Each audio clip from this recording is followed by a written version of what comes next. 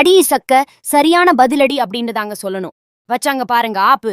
மனோஜுக்கும் ரோகிணிக்கும் இது வேணும் தான். அட ஆமாங்க. திருடாத பணத்தை திருடிட்டதா சொல்லி கடைய விட்டு துரத்தி அடிக்கப்பட்ட ராஜாவும் ராணியும் சரியான ஒரு மூவ் பண்ணிருக்காங்க.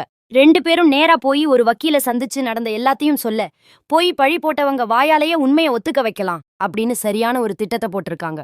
அந்த கடை ஓனர் மனோஜ் ராணி கிட்ட தப்பா நடக்க முயற்சி பண்ணினதாவும், அதுக்கு மான நஷ்ட ஈடா திருடிட்டு போனதா சொன்ன அந்த 3 லட்சம் பணத்தை கொடுத்துடுங்க அப்படின்னு வக்கீல வச்சே ராஜாவும் ராணியும் மனோஜா மிரட்டுறாங்க.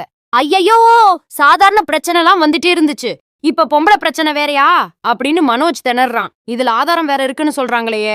ஏற்கனவே 3 லட்சம் நஷ்டம், இப்ப இன்னும் 3 லட்சமா அப்படின்னு ஆடி போயிட்டான் மனோஜ். புருஷன் பொம்பளை கேஸ்ல மாட்டி அவமானப்பட்டு தூக்கில தொங்கினாலும் இந்த குந்தாணி ரோகிணி வாய திறந்து உண்மைய சொல்ல போறது இல்ல.